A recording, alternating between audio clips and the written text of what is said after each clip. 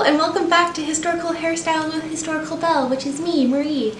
So, I have great quarantine hair, which is super duper long and has about 1 million split ends, and I'm not brave enough to cut my own hair. So it's super long and I have a bunch of hair to do a bunch of historical hairstyles with. So in honor of my new 1840s dress, based on Jane Eyre inspiration, I am going to show you how I do an 1840s hairstyle. So to start out with, we're going to have my trusty dusty, it's not too dusty, vintage comb that my boyfriend got me. So this is how I normally have my hair in modern day, but parting to the side, while not impossible, there are some historical photos of it, was not the, I guess you would say, it wasn't the most popular. So I'm going to show you the most popular. This is by no means the only. I also got a lot of inspiration from this hairstyle from Queen Victoria, the young Queen Victoria. Literally one of my favorite movies is The Young Victoria. And then also the fabulous PBS Masterpiece series that I think is on season 3 right now. So we're going to do it based off of that. So basically you want to have your hair parted in the middle, and then it gets parted into 3 sections. So it kind of looks like a giant peace sign on the top of your head. So that's what we're going for.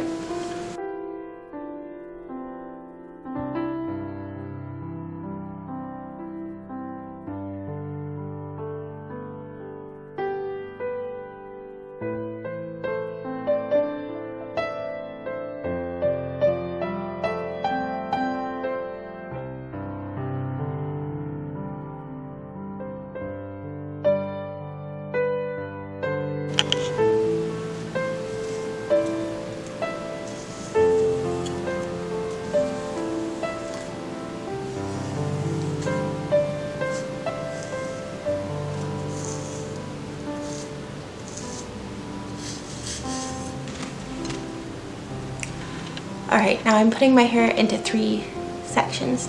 So I'm going to basically do it based off of like where my ear and my shoulder are. Then this one.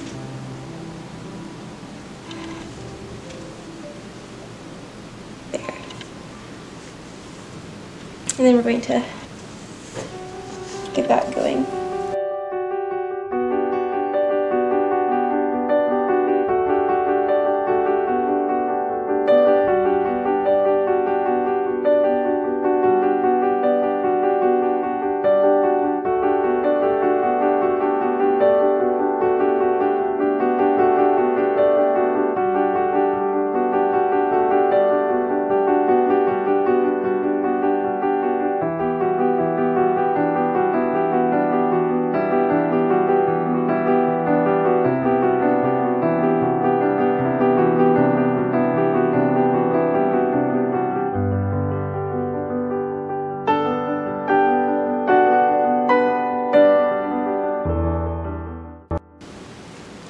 So, with these 2 side sections, I'm then going to braid them.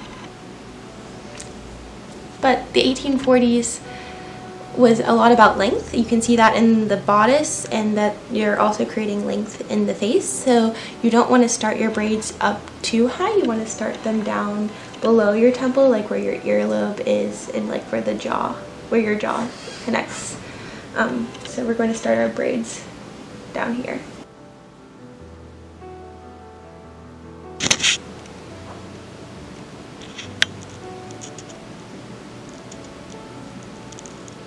And we're just doing a simple 3-strand braid.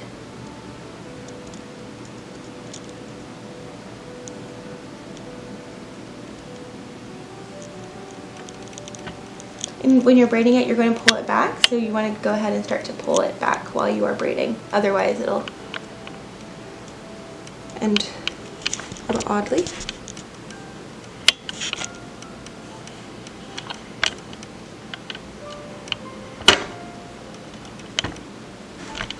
Alright, and then I'm going to secure that with a bobby pin while we wait and do the other one.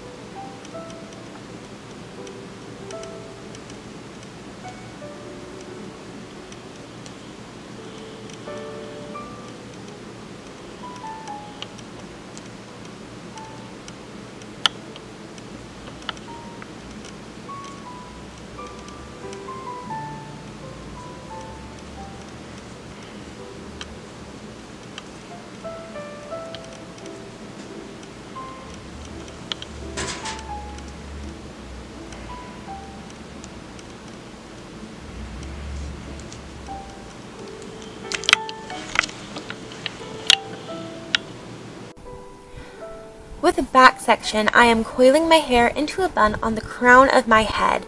You want the top of the bun barely visible over the top of your head, or just out of the line of sight when someone is looking straight at you. The buns seem to have started a little higher in the early 1840s, where you see about like the top half of the top of the bun, and then they sank on the head ever so slightly as the decade went on.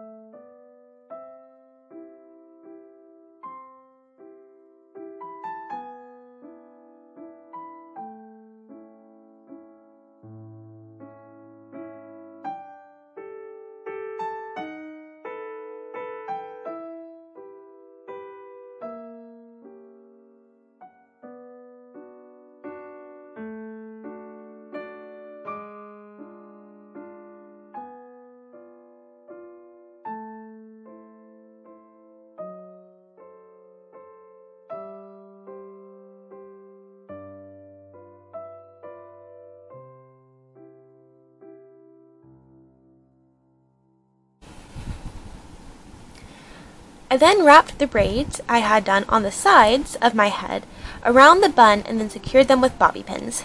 I did not pull these braids tight, and I let them hang down a little bit by my chin in an attempt to add length to my very round face.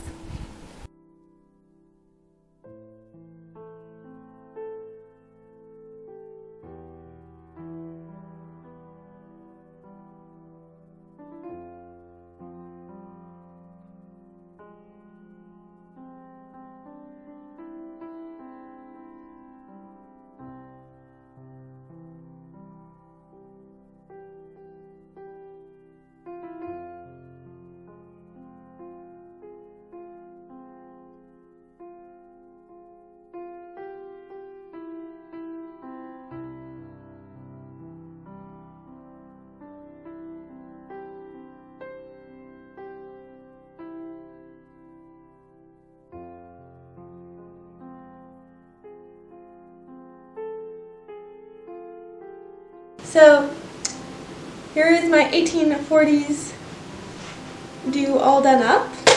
As you can see, you want the bun to be barely, you want it to be visible on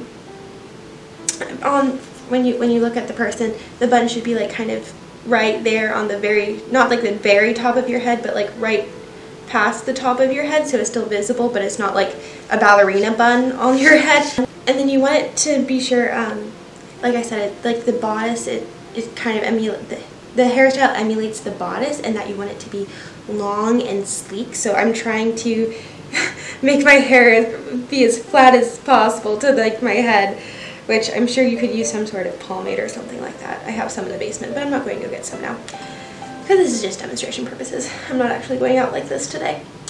Yeah. And then I have the braids, which also add the length to my face. So these are hanging down. This is very similar to the braided hairstyle I did like for 1860s, which is a few modifications. It still has, like, you know, the three parts in the braid. I'm looking at it and I'm critiquing my own hairstyle here. I think I could have done these front parts a little thinner, and I think that would be a little bit better for 1840s. I feel like this might be late 1840s, like going into the 1850s. But this dress is also like, well, the pattern said it was good for like 1840s into early 1850s. So I feel like that I'm still embodying the spirit of which this dress was created, but if I wanted to do more 1840s, I might do a little bit of thinner braids here. Yeah, and then like the thicker looks more later 1840s, early 1850s, based on a bunch of photographs that I've looked at. And I'm going to link my Pinterest board down below with all of my 1840s photographs that I've been collecting off of Pinterest. If you are interested in seeing those and seeing where I got inspiration for this look from, you are welcome to do so. Yeah, I think that's about it. So thank you for watching. Please like and subscribe. Thank you for this. This was actually a suggestion on my Instagram page. Someone asked if they wanted to see an 1840s hairstyle video. So I hope you enjoyed this person who suggested it. Thank you so much. See you next time.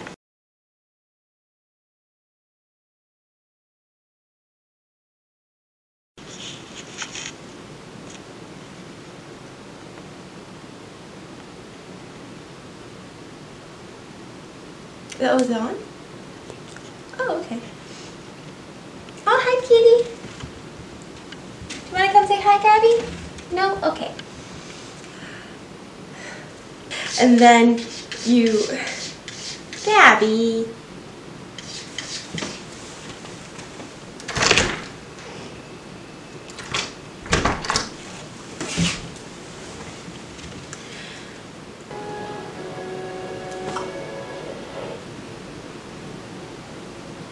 Is it done? Close enough. You were saying the 3 parts of the braid. So it still has like the 3